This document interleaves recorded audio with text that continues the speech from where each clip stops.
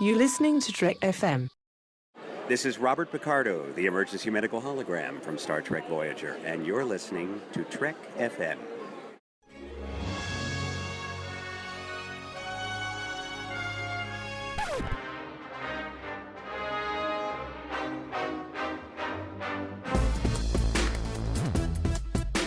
Maybe it's not the destination that matters. Maybe it's the journey. To the journey. Hello, everybody at home, and welcome. This is To the Journey. To the Journey! I'm your co-host, Tristan Riddell, and with me, as always, is... Charlene Schmidt. And also today, Matt Hansen. we are super excited because, guys, this is history. This is history in the making. You, the people listening at home, you're listening to history because this is the first time ever that Charlene and I have been in the same room and podcasting together for To the Journey, as well as having our longtime friend and sometimes co-host and past co-host and current co-host, Matt Hansen. We were all in the same room together. Yes, this is monumental. You and I have been doing this for almost 4 years now, and this is the first time we have actually met live in person. And it's been surreal. You're real! Oh my God! You have a face. And hair. it doesn't cut off at the shoulder because of webcams, and we don't have to worry about the Google Hangout dropping and whatnot. It's been very nice, actually. It's true. There's so many times when you and I will be having a conversation. And I'm waiting like, oh wait, she's never gonna freeze and have to reconnect. It's really awesome. It happens more often than you know because of editing, thankfully. You mean you don't pixelate in real life?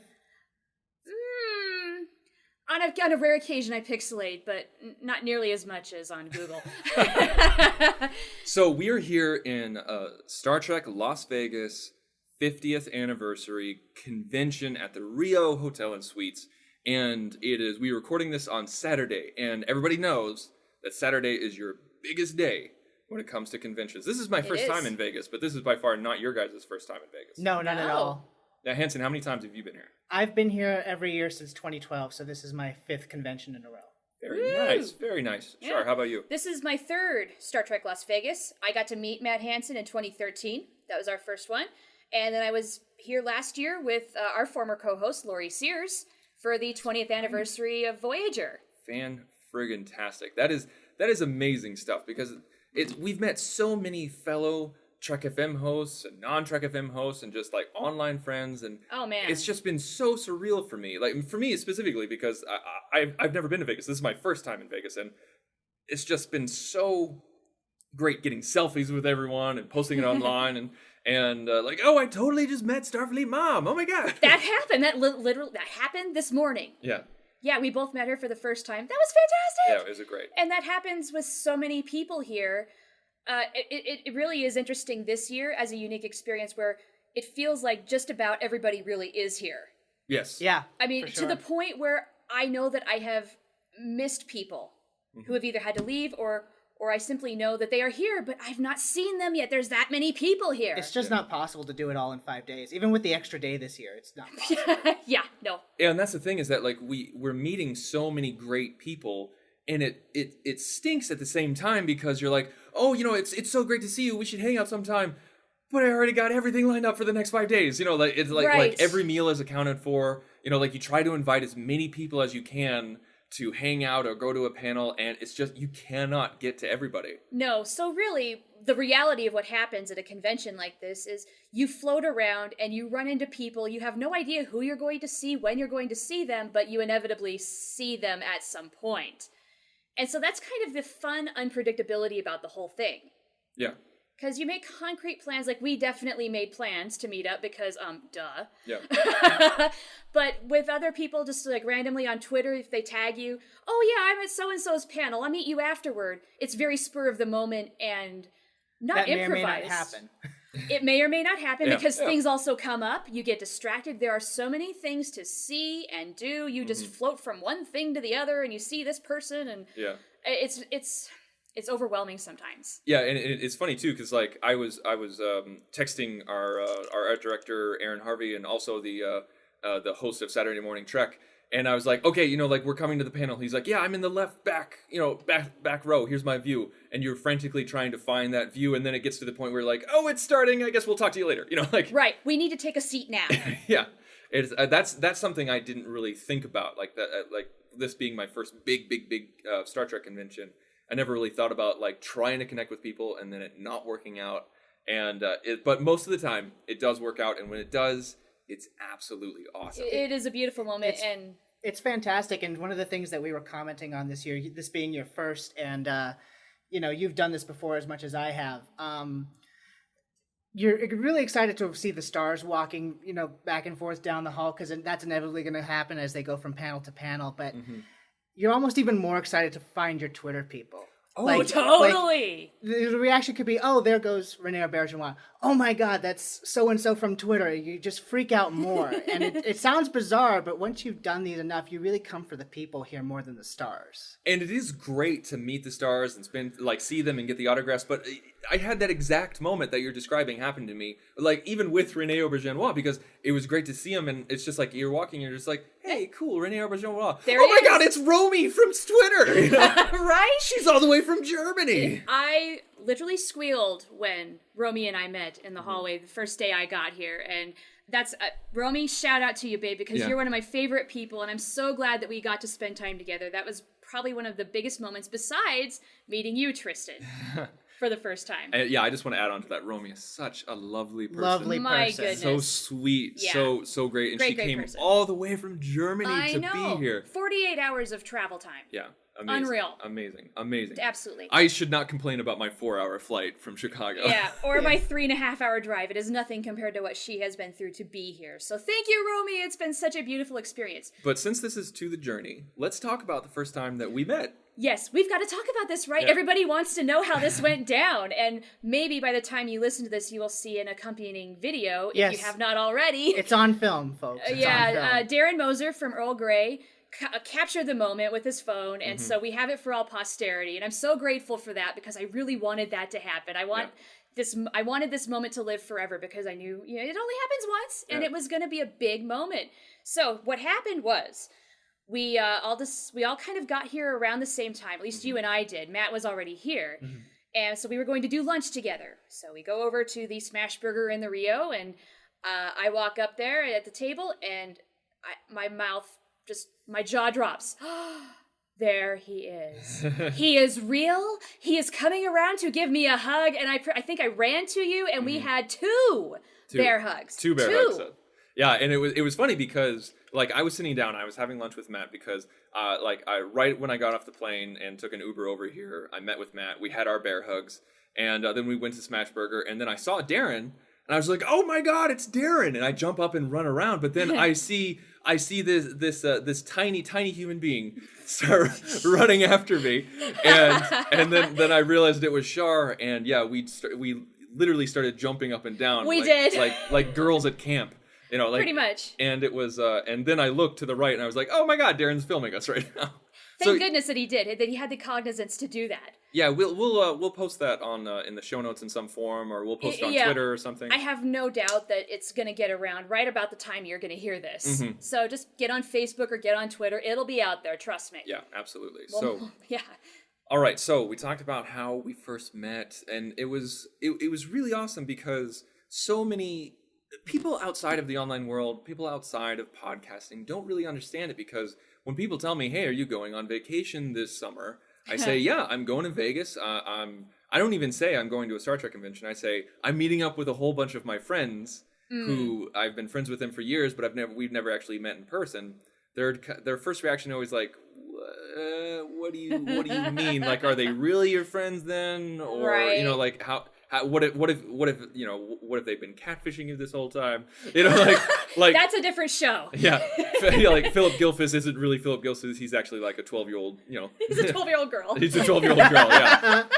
I'm sorry, Philip. Yeah, that kind of thing. Yeah. Just really good vocal work for being a 12-year-old girl. I know, right? Get that girl a voicing contract. Seriously. But yeah, so it's just people kind of look at it weird, but it's so interesting because we just. It's like we've been friends for years because we have been friends for years. We have. It's just not been in person. Yeah. which it makes it different. It does make it more complex because, yeah, you can see a person on the screen. Yeah. And that's one thing. That is real to an extent, but actually in person is a different level. Yeah. And then to have all of us, so many Trek FM people and listeners that you know that you've talked to on Twitter or podcasting with, just really cements the bond that you have with all these people. Because they're real. Well, and I actually feel it gives it some authenticity because, like Tristan said, a lot of people, when they hear that you're really close friends with someone online, they kind of doubt that it's an authentic friendship. And then, to a certain extent, that could be true. You meet up with someone and you just don't click as well. Right. I feel like after this weekend, having spent more time with you both in person, that it's confirmed for me, at least, that the bond that we've had for the years that we've been podcasting on various forms of media has been authentic. It's confirmed that for me. It's a great feeling. Well, Yeah. I feel like we're kind of in a different aspect because we've all podcasted together. It's a little bit different than just being follow friends for years and just tweeting 140 characters at a time. Now, I'm not trying to devalue that friendship at all. Not in the least. Sure. Not in the least. But I feel like we get much more exposure as podcasters because we see each other's faces on the screen. We're talking together for hours at a time. And there's tons of people who do that who aren't podcasting. Like they just do a meetup and everything like that. But I think that adds to it. Well, podcasting has been the medium through which we have made more of a connection with each other. Mm-hmm. Yeah, It's the vehicle for it. There you go. That's much better. And therefore, I think that weeds out the whole idea of possibly, this might be a disingenuous friendship. No, because you have to have a certain amount of realness to do that sort of thing. We would not be clicking and hosting this podcast for almost 4 years if we didn't have a genuine foundation of friendship. It wouldn't work. No, it wouldn't Well, work. you can't fake chemistry. Right. Because then, Bam. I mean, if you listen to shows where the chemistry is fake, the listeners can tell. Yeah. Yeah. It's true. It's forced. It's forced, and I think that's why we've all been podcasting with each other for so many years. Because even if nobody listened, it wouldn't matter because we have so much fun. We enjoy it. It's a nice fringe benefit that people listen and do enjoy what we do. But yeah, we mostly are doing this for us. It's a selfish reason, but it is our reason for real. So let's start talking about the convention a little bit. Let's talk about what we've done, what we've seen. So I got here. Matt, you got here on Tuesday night. Tuesday night. I got here Thursday afternoon. You got here Thursday afternoon. Yes. And so it's been all a blur. I don't even remember I think. Oh, the first thing we did was Altogether was Whoopi. Was the Guinan camp? Right. We did Whoopi, lunch, and then we went to the Whoopi Goldberg panel. And for those of you who did not know this yet, first convention appearance ever for Whoopi Goldberg. She was absolutely phenomenal. Amazing.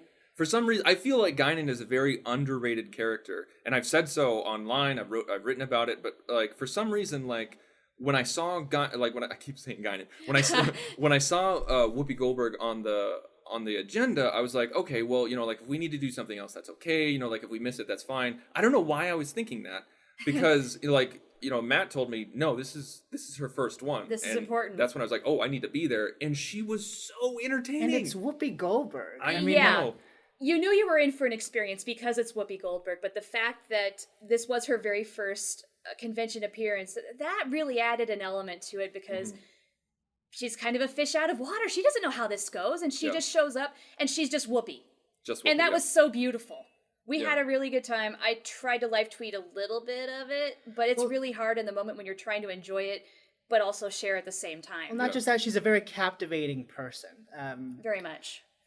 She spoke a lot, and one of the things I noticed about her versus other actors that we've seen today is other actors are great on stage, but they're sometimes they're a little bit more hesitant because they mainly work when the cameras are on and they have lines to say, and public speaking may not be exactly their forte. But Whoopi has a stand-up background, so she's used to the live audience. She's used to all that, and that came across very well on stage. I thought it made things a lot more relaxed for her. Yeah, well, and the way she answered questions. Yeah. And was able to frame her answer. You know that she knows how to handle this sort of thing. Yeah. Yeah, absolutely. Yeah, and that came about, and there was not one lull.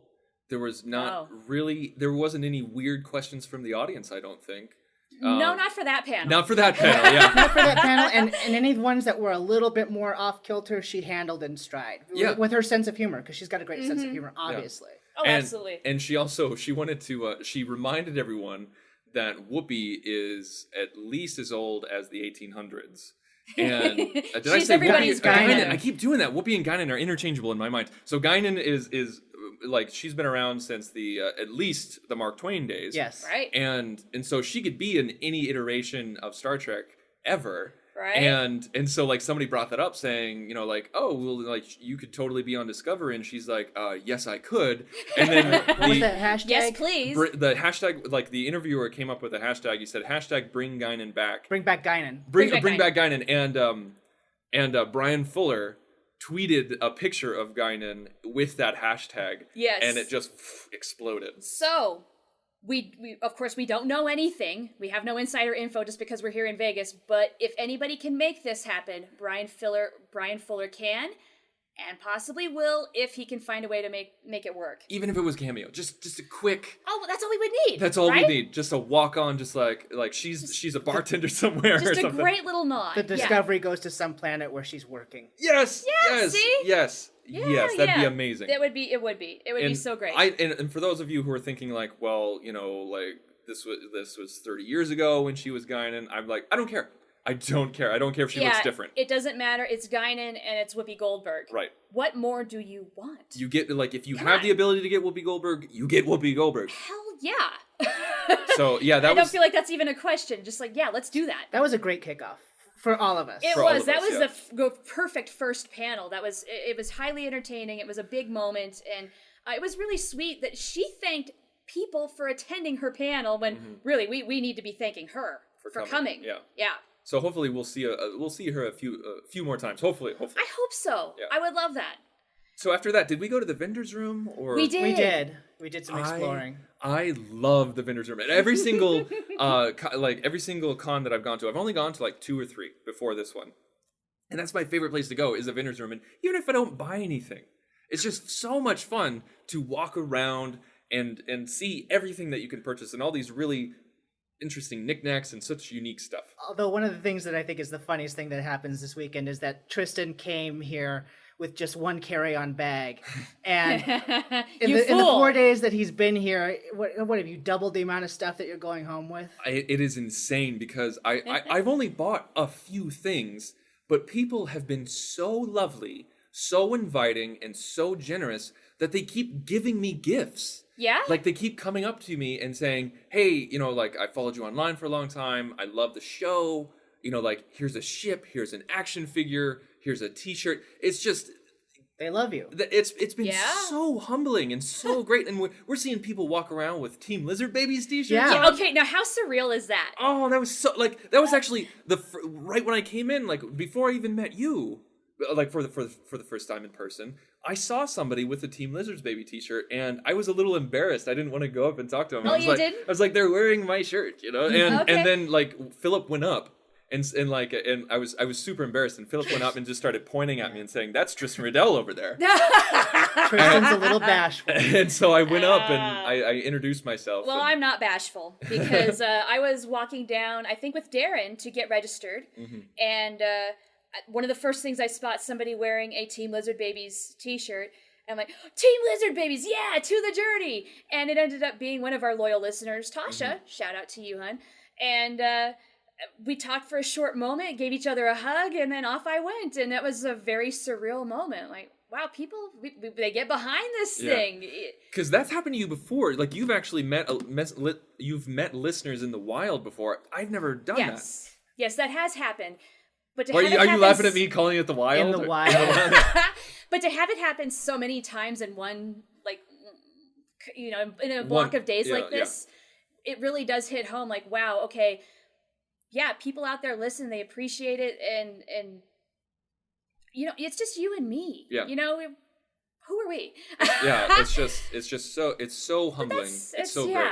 Wow, I'm obviously at a loss for words right now. But yeah, like people have been so generous, and so like I have a big box full that I'm gonna have to ship home because I don't have an extra luggage, a piece of luggage to take on the plane, and it's and so thankfully, and they're so smart to have a UPS store in the convention center.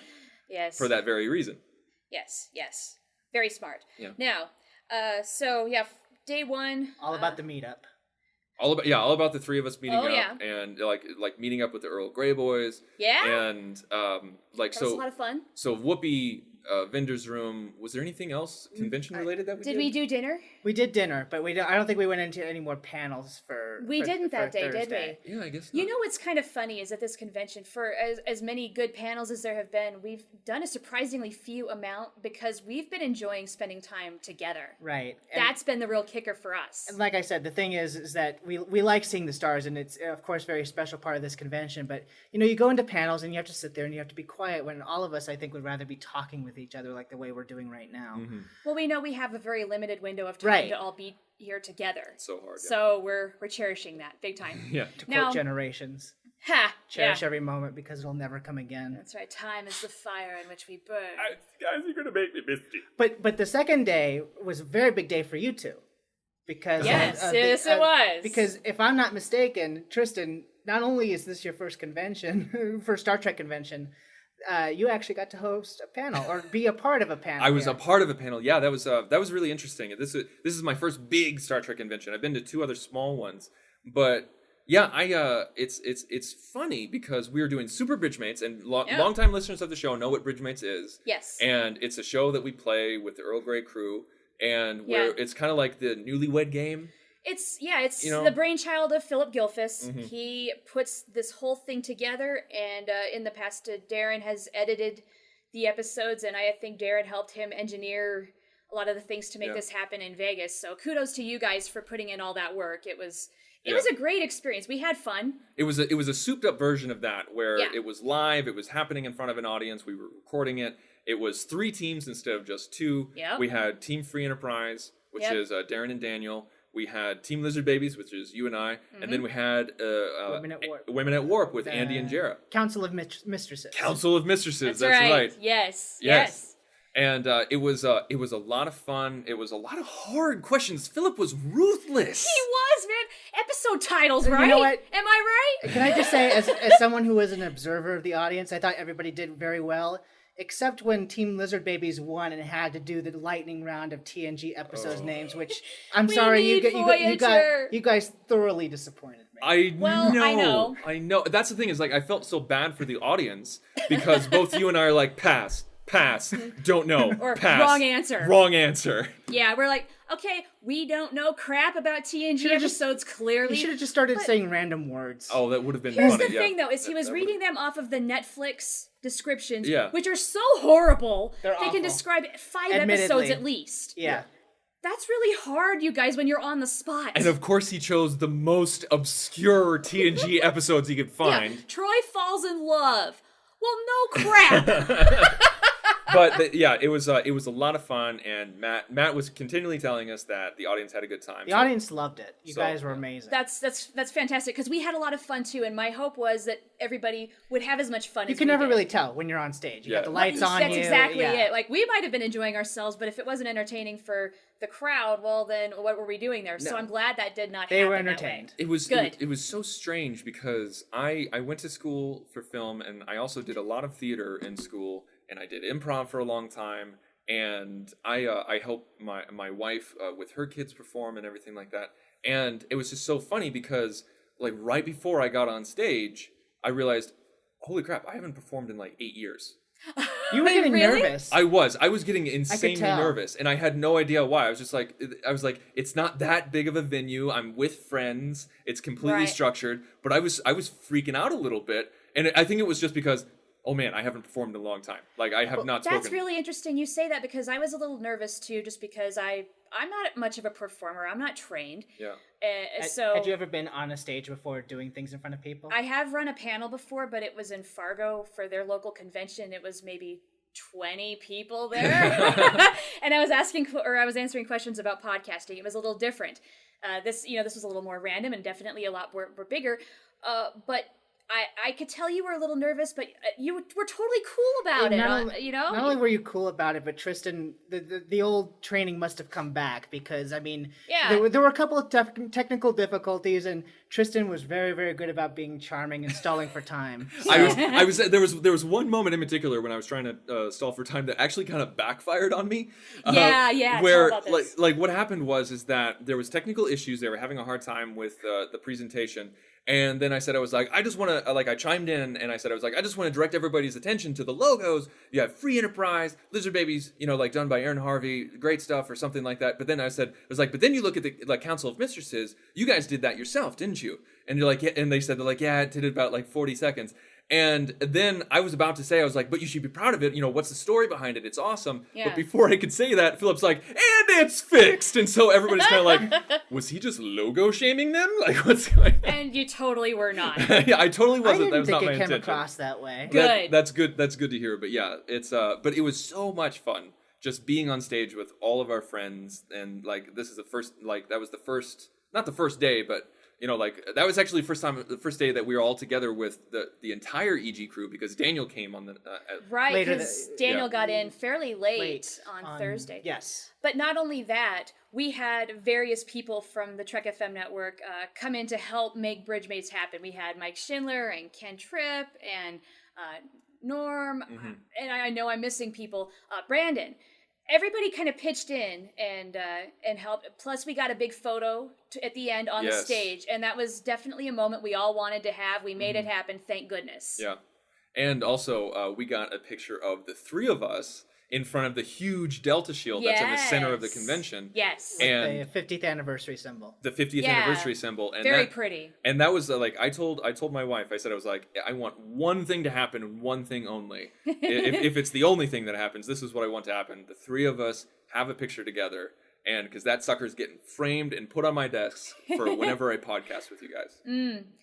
Now that we have that photo, I totally agree. But the one thing that absolutely had to happen in this whole convention was the bear hug. Oh, yeah. Once we had that, everything else is golden. Mm-hmm. Yeah, and that's the thing is that, this was, like I said earlier, people would ask me about vacation. I wouldn't say I'm going to a Star Trek convention. I'm saying, I'm meeting up with a whole bunch of friends. And that's really what this has felt like. Same. It's what it's been. Yeah, absolutely. So after Bridgemates, my mind is so fuzzy. It's been a couple blur, of days. Yeah. Hasn't it? It goes by so fast. I mean, you blink it and it's gone. I don't think we did many panels. We didn't. We did a couple. Yesterday we did one, didn't we? We missed the TNG panel. Yeah, we missed the TNG panel. We saw Crosby and Delancey. Oh, you guys did. I did not. Oh, that's right. We missed Neil McDonough. We got the tail end of him. But then we had the DS9 panel.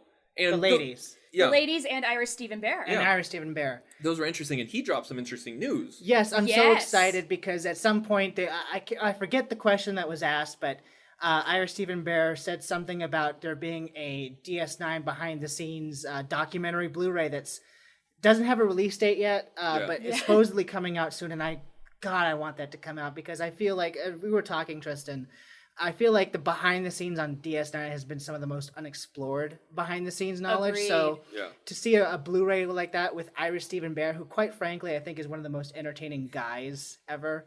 I mean, it's the purple beard. He's kind of kooky and weird, but he's got a great sense of humor, and I think he's going to be. And he's the one who's conducting the interviews supposedly on this documentary. So I look forward to him interacting with, his old cast and and now, did you guys know about the documentary before? No, we had no idea. Okay, I didn't either, so that was news to me, and I'm like, all right. Yeah, I started getting tingly when he mentioned it because I think that was news to everybody, considering what I saw on Twitter yesterday. That no one had any idea. Yeah, the audience definitely kind of gave collective out gasp. A collective Like, if we can't get DS9 on Blu-ray next week, we're going to have this coming right up. Yes! Yeah. We've got something. And, of course, there's, whenever, it's so interesting because whenever you have Terry Farrell as well as the behind the scenes people, I'm always wondering about how that's gonna. It's kind of like Denise Crosby. The dynamic, it's the same dynamic that Denise Crosby has. Is that are they gonna be weird about it? Are they gonna be weird about it? Are they gonna be cool about it? Is there gonna be backhanded comments here and there? Well, yeah, if yesterday was any indication, because not only was Terry Farrell on stage, Nicole DeBoer was also on stage. So you had the person who left and the person who essentially replaced her. And yeah. I mean, yeah, but no. Filled in, yes. You know what I mean. Filled in spot, yeah, absolutely. So, and I didn't sense any sort of animosity between those two. I thought they handled themselves no. pretty well. Yeah. So Those two have never had a problem. I think it'll be okay. I think things will come out, but I think they'll conduct themselves very well. And They're grown adults. Yeah. Yeah, and like there was also Nana Visitor. Yes. And I just want to say that I pray that I age as gracefully and as beautifully as Terry Farrell, Nicole DeBoer, and Nana Visitor. They look are amazing. fantastic. Yeah, Oh. I hope I do half as well. Because, yeah, they all look amazing. Actually, if you think about it, all these stars do. Like Michael Dorn, Jonathan Frakes, Marina Sirtis, Gates McFadden. Gates McFadden, they are aging so gracefully, and especially in a time and an age where women are not allowed to age. Yeah. And men can gain weight and lose their hair and go gray. Yeah. That's totally acceptable. But with women, it's so much harder. And We have a very different standard. And, Yeah. I mean, yeah, they all just look absolutely crazy good. yeah, It's hard to remember that this was 20, 30 years ago for these guys. Yeah. And they still look fantastic. So, yeah, for one thing, good for them. yeah. But then, two, I want to know their secrets. What do you do? Because I want to keep up and do the same things. I want to look good too, darn it. Now, Deal with the devil, Charlene. Is that what it is? now, speaking of women in Star Trek, we saw an amazing panel today. We did. We kicked off the day right. This was the first panel that we did today. Today is Saturday. And it was the Women in Star Trek, A History of Feminism or something like that. Uh-huh. And we got Bijo Trimble, thank you. And we got Kate Mulgrew on there. And we also got a couple of ladies from our community. Yes. Like podcasting and blogging and everything like that. Yeah. Mary Serwinski. Jara from Women at Warp, and Kayla Yakovino, who works for TrekMovie.com and is also a volcanologist. Yes. Right, which she... With an O, not an A. Right. I loved that joke. Like, she has to explain it a little more in depth, especially at conventions, just because she's not talking about the pointy ears. She goes in volcanoes and does science. And, so it's pretty amazing. And it was all led initially by Amy Imhoff. Yes. And they all did a fantastic job. It was a really interesting... multiple perspective conversation on feminism, which I had a really good time because of the different points of view. Right. Everybody's coming from a slightly different place, and feminism means different things to different people. So I felt like that was portrayed actually in a very good way. Mm-hmm. Yeah. I felt like definitely you could tell from the conversations that it meant different things to different people, but I liked how at the end of the day they were all kind of on the same page. Right. And, well, if you break it down yeah. enough, feminism simply means equal treatment in every way for everybody. Who can't get behind that if you are a real fan of Star Trek? And it's like, I feel like this is my first time seeing Kate Mulgrew live. And I was in awe of her because I know, right? she was... Our captain. Isn't she eloquent? She is so eloquent, so well-spoken, powerful. Oh, she yeah. has a powerful presence. Yes. That's what I'm not to fanboy out, but No, fanboy out, please. I was in awe of her presence. It was so commanding, and she walks into a room and you know it. Even if she didn't play the captain, she has a commanding presence. Yes. And she had some of the best quotes out of any panel that I heard. Like one of them is, I've never called myself a feminist. I've just assumed my own independence since the day I was born. And there's multiple views of feminism. Some people say, I don't like using that word. Some people say, well, whether you use that word or not, you're still a feminist. And some people, I believe it was Dr. Yakovino said she misunderstood what that word meant because she thought a lot of people do. A lot of people think that feminism means women should be over men. No, and that's not the case at all. Right. And so even though there was differing viewpoints, I feel like they all found common ground. Yeah, in the end they did because, Kate is coming from a very different perspective where she made her way. She's got such a strong personality that her experience is very different from somebody who may have not come from the same kind of background and been more repressed and had to fight harder to get the same kind of things, even halfway as much as what Kate has achieved in her life. Right, and I know as a fan, have you read Kate Mulgrew's recent autobiography, The Born with of course. Teeth? Yes, absolutely. I mean, it makes sense coming from her point of view because she talks in that book about how she's the oldest girl and she was always bossing the guys had to be a around. leader. So that was always the way it was for her. She literally punched her way through any ceiling that faced her. Yeah, I really need to find a transcript of that panel, because there's one quote that I don't want to butcher it, but it was talking about how you live your life. Like, don't worry about being a boy. Don't worry about being a girl, but live your life with inspiration and innovation. Be you, basically. Passion. Yeah, and passion. It was just, I need to write it down and put it on my wall. That right there is quintessential Kate. Yeah. Kate is Kate, and that is why I love her so much. That's why she's my captain. She is unlike anything. And she even talked about J/C. She did a little bit. She talked about it. She wanted to talk sex because that's Kate Mulgrew. It was so funny because she said, she's like, they like sex in Star Trek, but don't we all? You know, like, it's just, No. She just says like, don't we all? And Trekkies especially. And it's true. She got my applause. It was so funny. She was such a crowd pleaser. But not only Kate Mulgrew, but everybody else on the panel had really great things to say. Absolutely. And everybody was kind of given different equal points of view, because I really loved hearing from Bijo Tremble, because she was there when the women, not only the women's movement started, but the women in sci-fi movement. The letter writing campaign. When it was coming to be. Yeah. She was there in those very early days. We owe so much to her and her husband, whom she always makes sure gets in there, because it was them as a team. That's awesome. And that's great. That is fantastic. I love that. They've been married how many years? 56. 56. What an achievement. God bless. Absolutely. I hope in my own life I can achieve that as well. That is huge. And good for them so much. That's wonderful. Very much so. And then right after that panel, like we didn't even get 2 minutes worth of downtime. Yeah, it was like it happened immediately. We had a TNG panel with Johnny Frakes, Michael Dorn, and Marina Sirtis. Johnny Frakes, like you know him. Hey, we hang out all the time, okay? You talk on Twitter, right? Yeah, we talk on Twitter. We have dinner Old every friends. Tuesday. It's fine. It's fine. I get to call him Johnny. So, they were on a panel together. They had no host. They had, God. Yeah, like there was no no. moderation. It was just the three of them, and they did not need any host or moderation. Oh, no. I mean, how many times have they done this? For 30 years, they know what they're doing. Well, And what's so great... I think that the hosts or the people who run the convention realize that no one can wrangle these people. No. So just No. let them be by themselves. And what I love about the TNG crew is they create their own fun. They came out with the crazy right away today for this panel and Right did not away. stop. Yeah, like Marina, like there was multiple couches, and so Marina's like, "Well, I'm gonna have my own couch then," and she starts laying down. She proceeds to lay down and then realizes, I'm wearing a dress. Yeah, I think Frakes even said, "You're not wearing any panties." Yeah, something and like that. Speaking of Frakes, how would you quantify his amount of time actually on stage? Would you say it was like about 45%? It was so Maybe. funny because immediately Frakes just got off the stage and just started wandering throughout the audience, sitting down, saying hi to people. He's going and, to like, Scott Bakula's photo booth and...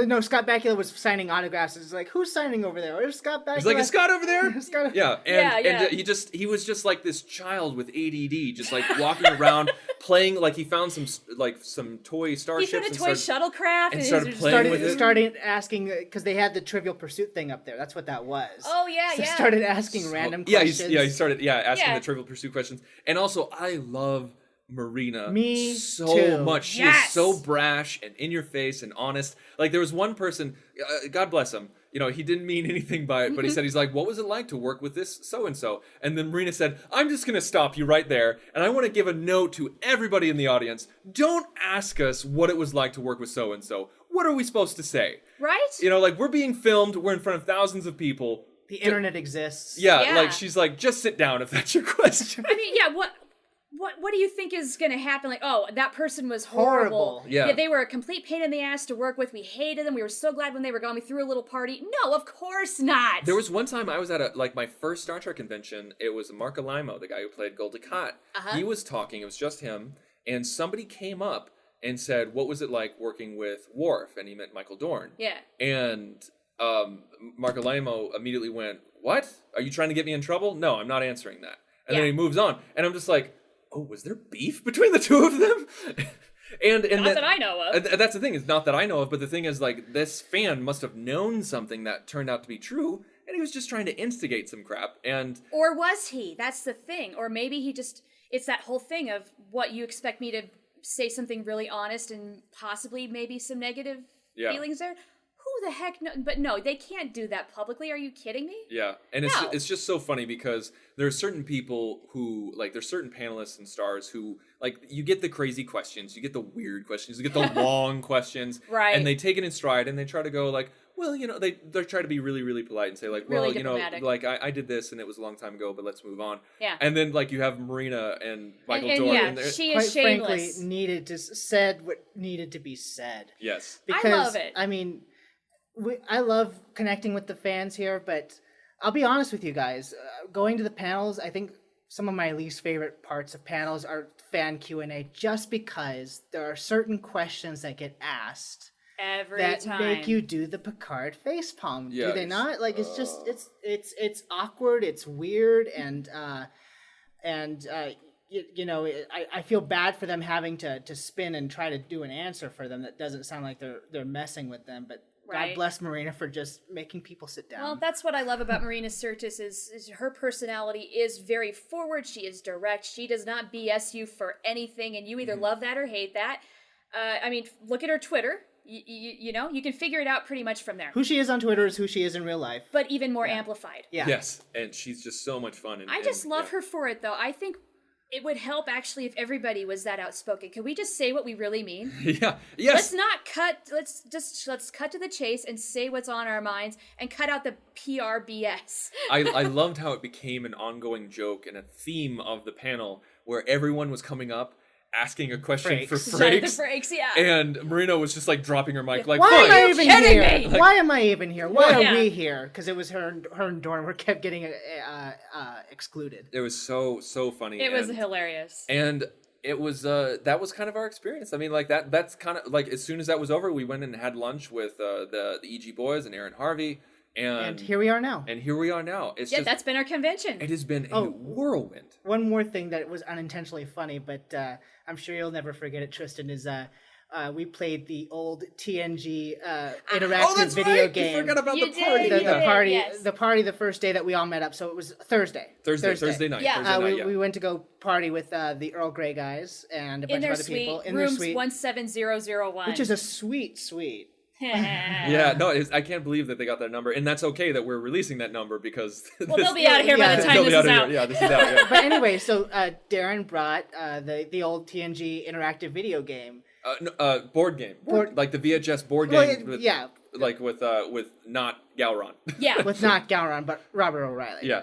And it's a timed game, and I believe Tristan won, and it was down to the last 16 seconds. Wow. They still haven't sent me that photo. That needs to be the show art, but But, Okay, get it to me. The unintentionally funny thing is that, hotel parties are a little treacherous because you can't be loud. But when you have a lot of people in one space, you can't help but be loud. yeah. Yeah. So the whole night we kept getting like, could you keep it down calls. Security came by. We got a phone call. So we were doing quite well. Yes. Until Tristan won. Yeah. But it's so funny because like everybody just started because it's when it's a timed game, like everyone's rolling the dice as much as possible and as fast as possible, and like it's really like speed chess, you know, like just moving pieces around and throwing the die and trying not to hit anybody in the eye, and then as soon as like it was like once we hit the 20-second mark, everybody was freaking out, and then I finally roll the winning die.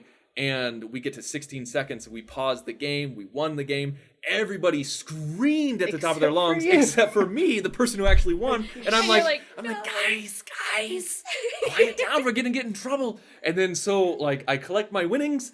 There was no winnings. And he grabs me and we leave before security comes. I totally abandoned you. You did, and what's so funny is I was going to watch you guys play. I didn't want to actually play. I wanted just to see it happen.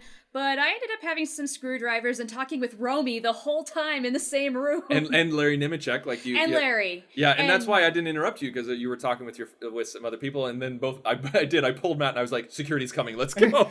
Yeah, and then we kind of collectively we were shoot out, but we're like, okay, we need to break this up. This is too much. We're gonna get everybody in trouble. We didn't want Earl Grey guys to get fined or whatever was gonna happen. Thrown out of their room. Yeah, no. So we all kind of leave, and then we see security coming out. I'm like, oh, crap. Yeah. Oh boy. Okay. Yeah. Nope. This is over. That's totally like if you go to a convention and that doesn't happen to you, you didn't really experience a convention. You didn't have that much But fun. let it just be said that if you're thinking of having a hotel room party, maybe think twice. Yeah, just keep it down or go out to like some restaurant. Or It's something like that. difficult. It's hard. Yeah. All right. Well, I mean, we've caught you up on our Vegas experience, and it's been an absolute blast. What would you say, besides meeting each other for the first time, what would you say is one of the highlights? Romy. I've talked with Romy for probably the last 4 years via Twitter. We've mentioned she's such a sweetheart. Getting to just talk with her, a pure delight. And that's not to the detriment of anybody else that I've talked to this whole convention, because I've enjoyed talking with all of you. The people that I'm meeting for the first time and the people I'm seeing again. Shout out to all of you. I love you all. It's fantastic. But she has a special place in my heart. And I'm so glad we had the time that we had at this convention, because you never know. Life is weird, and that may never, ever happen again. Matt, how so about you? I cherish it. Oh. Really, I mean, it's hard to say what my favorite part is aside from meeting you, because that truly has been my favorite part of this convention. I mean, likewise. Shar and I have met before, and it's been great. We've hung out. Yeah, but this is Tristan we're talking about. Tristan, I mean, we've known each other. We've talked and we've done projects together for off and on for 4 years, and we've shared and we've gotten to know each other, and it's just been such a treat to finally be in the same room with you and to actually experience that authenticity. So I'm a little bummed that tomorrow it's going to be over, but I'll remember the good times we had here. Oh, absolutely. Totally. You guys are going to make me cry. That's why I said, besides meeting each other, what's the highlight? But it's hard to answer, because that truly is the highlight of this weekend. Well, that's the whole reason why I decided to even come to the convention in the first place. Yeah. You know that, right? Yeah, no, I do know that. I mean, I was on the fence. That. It was going to be expensive. The tickets were not cheap at all this year. They and really there would weren't. be time. Getting time off was going to be difficult. But when you signed on, I was like, I have to. Yeah. I've got to be here however long I can be. Yeah, absolutely. Well, I mean, since you guys answered that way, that's my answer too. It's just absolutely meeting you guys. But besides that, Tristan. Well, no, if we're gonna do something like the panels, the feminism panel was really cool. Yeah. I really enjoyed personally the Whoopi panel, because that was a once in a lifetime experience. Yeah, in terms of like the programming. Yeah. I don't know, Super Bridgemates, just because we were in it. A little biased, but okay. A little biased, yeah. I think like getting together with everybody in Earl Grey's suite. It's been priceless. That was a lot of fun. Yeah. Just getting together with everyone. But if I had to pick a panel, I don't know, it'd be a tie between the feminism panel and the TNG panel with Curtis Frakes and Dorn. Those back to back. What a treat. Like that block, if I could say that block was my favorite part of programming here at the convention. Yeah, right on. All right. Well, I don't think we don't have any notes in front of us, so we can't talk about our associate producers. But please, you can go online and you can find out who supports the show. You can see it in the show notes. We're not going to do that this week. This is a special. It's a very special episode. Yeah. Absolutely. I mean, we're here recording on the mobile emitter, so I mean, we really are. Yeah. So, and it's big and clunky and just such a nuisance. We probably should have mentioned that at the beginning, that we're not using our normal I'm radio sure equipment. they noticed. Yeah, this is a mobile recorder, like in the middle of a table. But we hope that you guys enjoyed it, and I think we need to go out on one more To the Journey. Okay. To the Journey!